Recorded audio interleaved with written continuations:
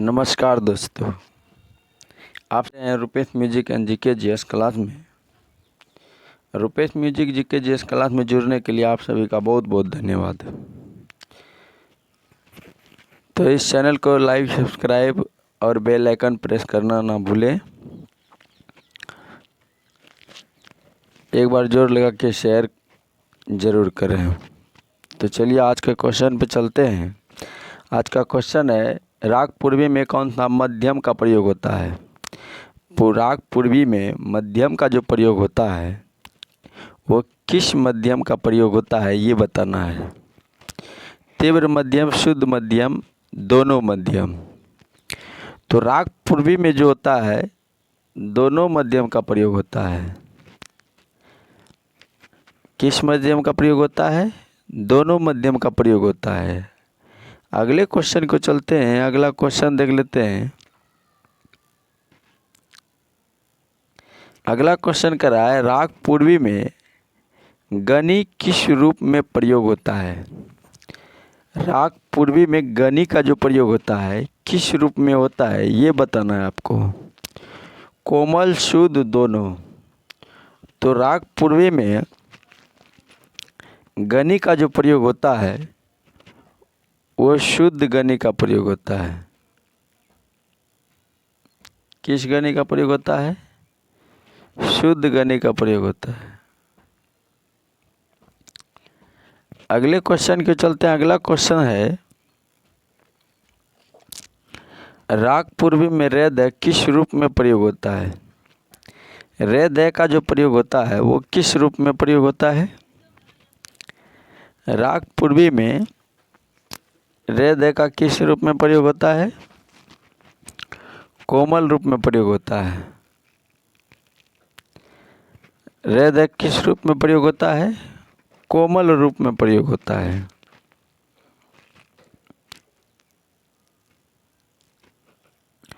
अगले क्वेश्चन को चलता है। अगला क्वेश्चन देख लेते हैं। अगला क्वेश्चन है,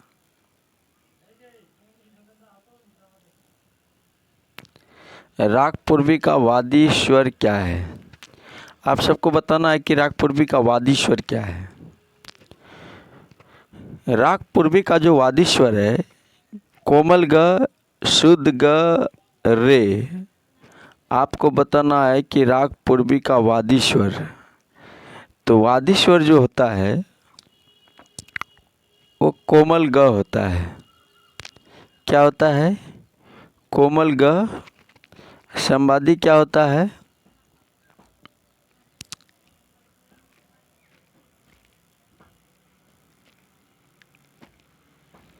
संवादी क्या होता है? संवादी कोमल नहीं होता है।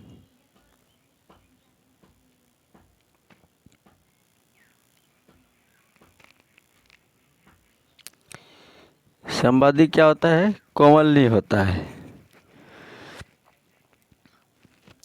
तो राग पूर्वी में रेद कोमल होता है, गनी तीव्र होता है और वादी राग पूर्वी का वादी संवादी कोमल गनी है। अगले क्वेश्चन को चलते हैं। अगला क्वेश्चन है, कह रहे राग पूर्वी का गायन समय क्या है?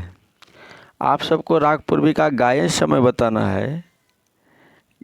रात्रि का द्वितीय प्रहर, रात्रि का तृतीय प्रहर, सायंकालीन। राग पूर्वी का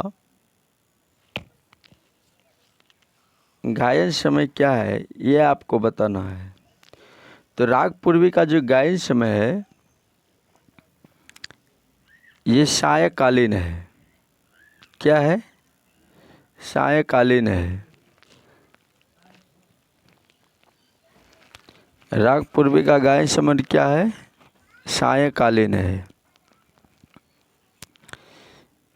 एक होता है संधि प्रकाश राग में,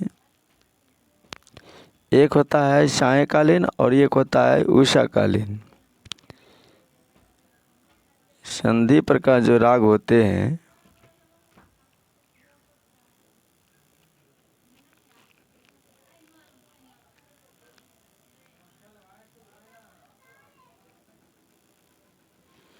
संधि प्रकाश राग जो होते हैं, एक होते हैं उषाकालीन,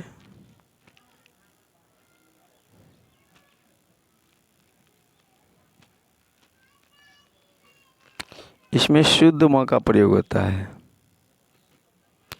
किस म का प्रयोग होता है? शुद्ध म का। और सायकालीन में एक होता है सायकालीन, जिसमें तीव्र म का प्रयोग होता है। क्या होता है? तीव्र म का प्रयोग होता है। अगले क्वेश्चन को चलते हैं। अगला क्वेश्चन है, राग पूर्वी में नहीं गाया बजाया जाता है। राग पूर्वी में क्या नहीं गाया बजाया जाता है? छोटा ख्याल, बड़ा ख्याल, मशहूरी, रजाखानी, गत या ठुमरी। तो राग पूर्वी में क्या नहीं गाया बजाया जाता है? तो राग पूर्वी में मशीद खानी गत या रजा खानी गत नहीं बजाया जाता है। राग पूर्वी गंभीर प्रवृत्ति की राग है। राग पूर्वी गंभीर प्रवृत्ति की राग है।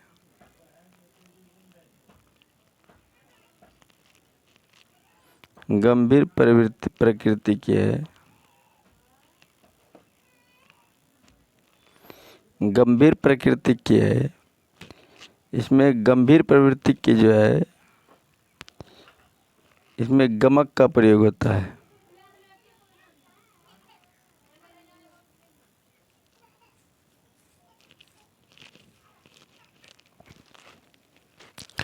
छोटा ख्याल, बड़ा ख्याल का प्रयोग होता है। नहीं पूछ रहा है तो मशीद खानी और रजा खानी गत नहीं होगा। अगले क्वेश्चन के चलते हैं। अगला क्वेश्चन देख लेते हैं। अगला क्वेश्चन है, राग पूर्वी के संप्रवृत्तिक राग। तो आपको बताना है कि राग पूर्वी का संप्रवृत्तिक राग क्या है। राग पूर्वी का संप्रवृत्तिक राग क्या है? क्या प्रियाधनाश्री है, परज है, श्री है? तो चलिए इसका आंसर देख लेते हैं। इसका आंसर जो होगा एक से अधिक होगा, क्योंकि राग पूर्वी का संप्रवृत्तिक राग जो है प्रियाधनाश्री और परज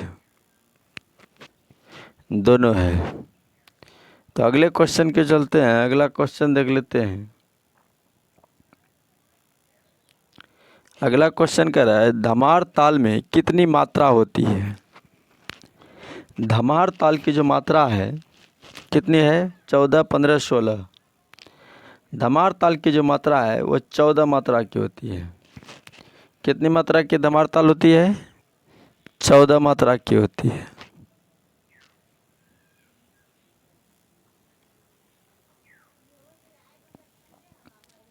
कह रहा है, धमार ताल में किस मात्रा पर ताली होती है? किस मात्रा पे ताली होती है धमार ताल में? 1, 6, 11वीं मात्रा पे, 1, 6, 9वीं मात्रा पे, 1, 6, 12वीं मात्रा पे। तो धमार ताल में ताली जो होती है वो 1, 6, 11वीं मात्रा पे होती है। किस मात्रा पे होती है? 1, 6, 11वीं मात्रा पे। अगले क्वेश्चन के चलते हैं। अगला क्वेश्चन देख लेते हैं। अगला क्वेश्चन कर रहा है, धमार ताल में किस मात्रा पर खाली होती है? 8वीं मात्रा, 9वीं मात्रा, 7वीं मात्रा। तो धमार ताल में किस मात्रा पे खाली होती है? तो ये 8वीं मात्रा पे खाली होती है। अच्छा, तो एक चीज़ ये बताइए कि धमार ताल के विभाग कितने विभाग हैं और प्रत्येक विभाग में कितनी मात्रा है?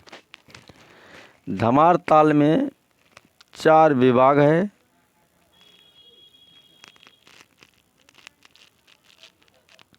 चार विभाग है और पहली विभाग में 5 मात्रा, 2 मात्रा, 3 मात्रा, 4 मात्रा, इस तरह से विभाग है। अगले क्वेश्चन को चलते हैं। अगला क्वेश्चन देख लेते हैं। अगला क्वेश्चन है, स्वर मालिका की लय होती है। स्वर मालिका की लय जो होती है किस लय में होती है? स्वर मालिका मध्य, द्रुत, विलंबित। स्वर मालिका की जो लय होती है वो मध्य लय होती है।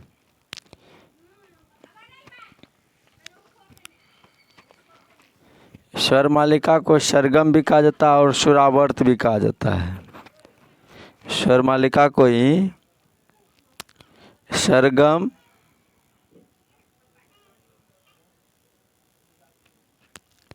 सरगम और सुरावत।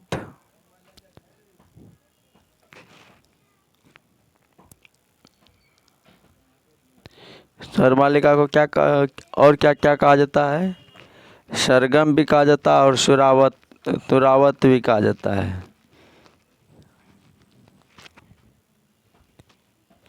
और स्वर मालिका जो है किसी भी राग में और किसी भी ताल में गाई जाती है। और स्वर मालिका के दो भाग होते हैं। स्वर मालिका के दो भाग कौन कौन से होते हैं? एक होते हैं अस्थाई,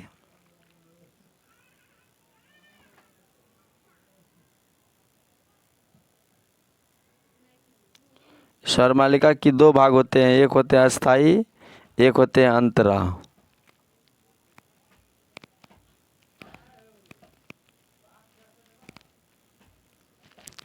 स्वर मालिका के कितने भाग होते हैं? दो भाग होते हैं, एक अस्थाई और अंतरा। और स्वर मालिका जो होते हैं वो सरगम भी होते हैं और सुरावर्त भी कहते हैं। तो चलिए अगले क्वेश्चन को चलते हैं। अगला क्वेश्चन देख लेते हैं। अगला क्वेश्चन है, लोचन किस थाट को अपना शुद्ध थाट मानते हैं? बिलावल काफी शुद्ध शंकराभरण। लोचन जो है कितने मेल माने हैं ये भी बताना है। लोचन जी कितने मेल माने हैं? लोचन जी 12 मेल माने हैं।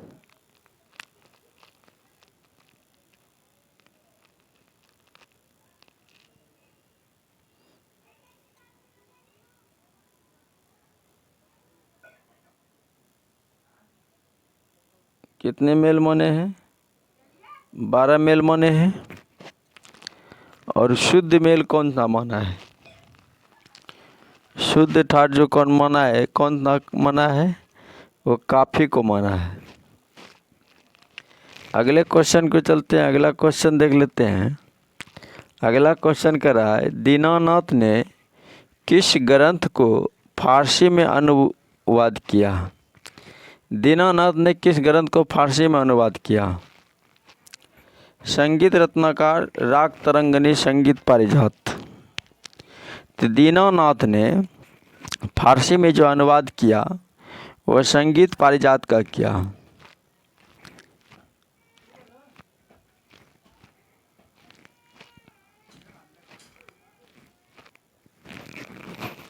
तो संगीत पारिजात एक कब की ग्रंथ है? संगीत पारिजात ग्रंथ का रचना कब हुआ है? 1650 में।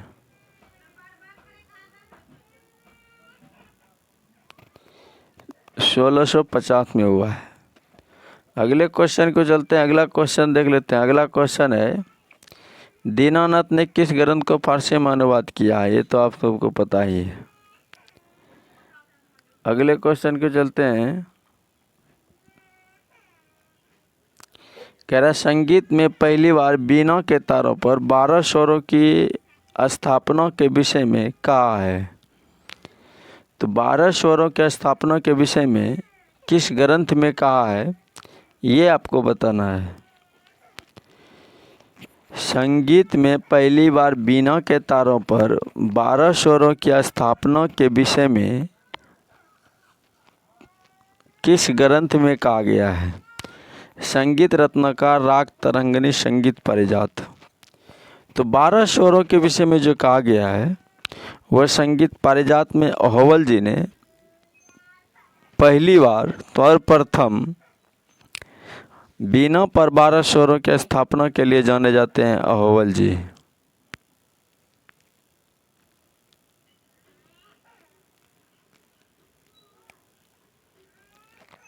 अहोवल जी ने 12 स्वरों की स्थापना किया था और पहली बार किया था, जिसको सिद्ध नहीं कर पाया था। अगले क्वेश्चन को चलते हैं, अगला क्वेश्चन देख लेते हैं। अगला क्वेश्चन कह रहा है, याद पिया कि आए ता आए ना बालम, का करूँ सजनी, ठुमरी किस प्रसिद्ध संगीतज्ञ की है। फैयाज खां, बड़े गुलाम अली खां, इनायत खां। याद पिया कि आए ना बालम, का करूँ सजनी, ठुमरी किस संगीतज्ञ है ये बताना है। तो ये जो ठुमरी याद पिया कि आए ना बालम, का करूँ सजनी, ये ठुमरी बड़े गुलाम अली खां की है। किसकी है? बड़े गुलाम अली खां की है। तो बड़े गुलाम अली खां किस घराने के हैं ये बताना है। बड़े गुलाम अली खां पटियाला घराने के।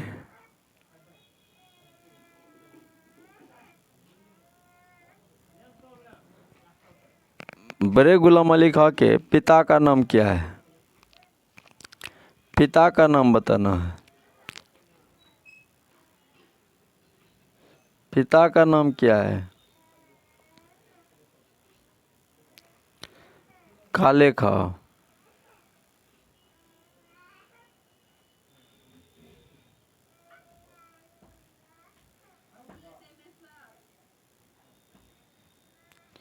पिता का नाम, बड़े गुलाम अली खां के पिता का नाम काले खां है। अगले क्वेश्चन को चलते हैं, अगला क्वेश्चन देख लेते हैं। अगला क्वेश्चन कर रहा है, बड़े गुलाम अली खां किस अंग की ठुमरी के लिए प्रसिद्ध है। बड़े गुलाम अली खां किस अंग की ठुमरी के लिए प्रसिद्ध है।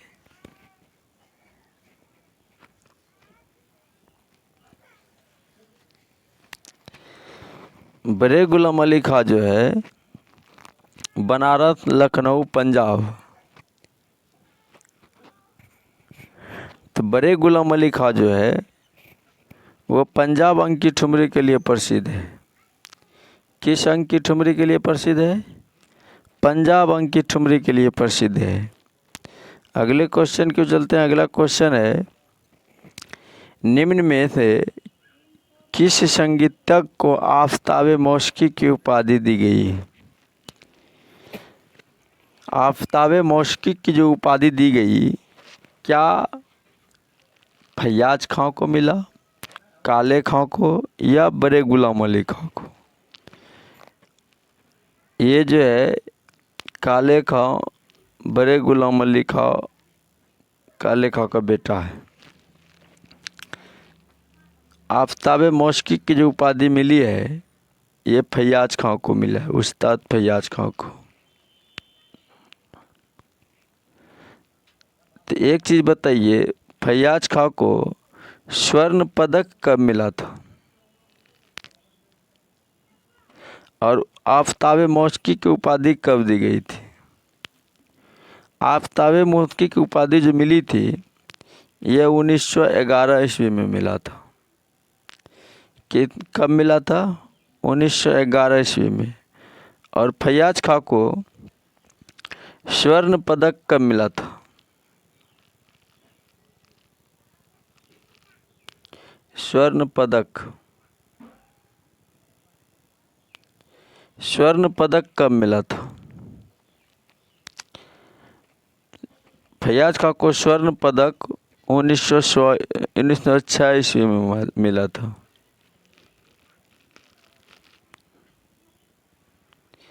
कितने ईस्वी मिला था स्वर्ण पदक? 1906 ईस्वी में मिला था।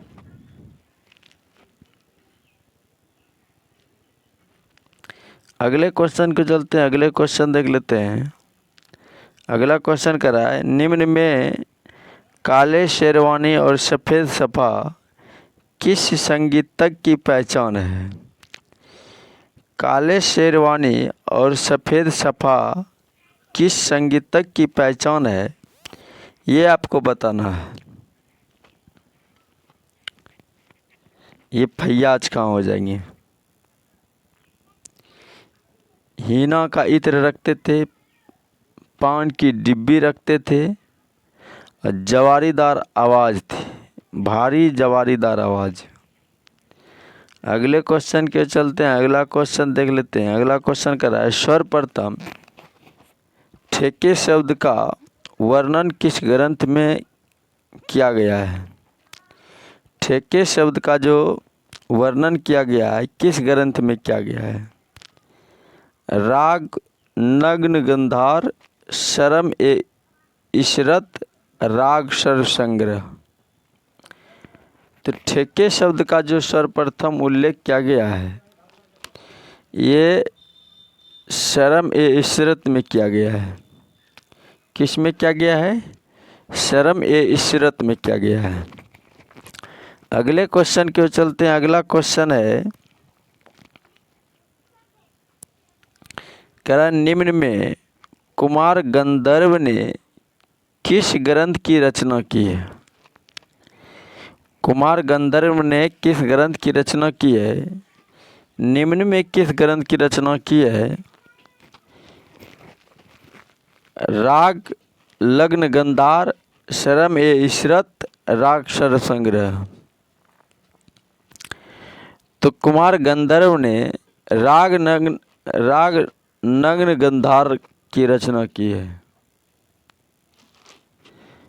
कुमार गंधर्व ने राग नग्न गंधार की रचना की है। अगले क्वेश्चन के चलते हैं। अगला क्वेश्चन देख लेते हैं। कह रहा है जर्व शब्द का अर्थ क्या है। जर्व शब्द का जो अर्थ है क्या है? बहुत, अल्पत, आघात। तो जर्व शब्द का जो अर्थ है वो आघात है। क्या है? आघात है। अगले क्वेश्चन के चलते हैं। अगला क्वेश्चन कर रहा है सर्वप्रथम अल्पत बहुत का वर्णन किस ग्रंथ में मिलता है।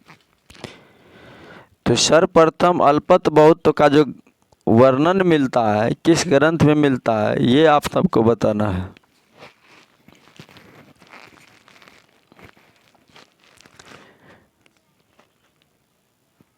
वैसे तो इसका आंसर होना चाहिए नाट्यशास्त्र, लेकिन बहुत का मत है संगीत रत्नाकर, लेकिन होना चाहिए नाट्यशास्त्र। क्योंकि जाति गायन के समय में जाति के लक्षण में अल्पत बहुत का यूज किया गया है। जब जाति गायन भरत काल में ही था तो नाट्यशास्त्र में तो अल्पत बहुत का वर्णन दिया होगा, लेकिन अधिकतर मत जो है संगीत रत्नाकर है।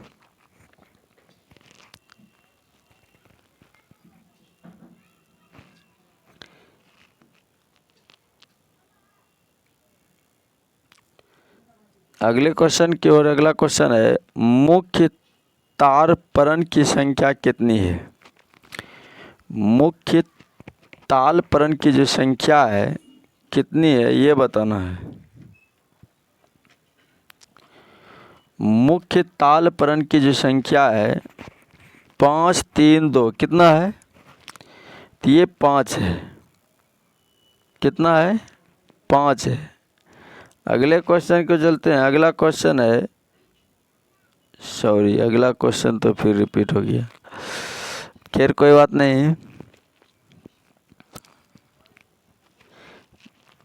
तो अगला क्वेश्चन के लिए मैं एक क्वेश्चन और पूछ लेता हूँ। भाव संगीत को मुख्यतः कितने भागों में विभाजित किया गया है। तो भाव संगीत को मुख्यतः कितने भागों में विभाजित किया गया है ये आप सबको बताना है। तो भाव संगीत को मुख्यतः 3 भागों में विभाजित किया गया है। तो चलिए आज इतना ही। आप सबको कैसा लगा आज का क्वेश्चन आप सब कमेंट बॉक्स में अपना राय जरूर दें, और आप सब बताइए अगर आप सबको किसी तरह का भी कोई मन में उठता है सवाल कि नहीं ये सवाल पूछूं, या किस टाइप का आप सबको चाहिए, किस टॉपिक पे चाहिए, तो स्पेशल वो टॉपिक भी दिया जाएगा। तो धन्यवाद, आज इतना ही। नमस्कार, जय हिंद।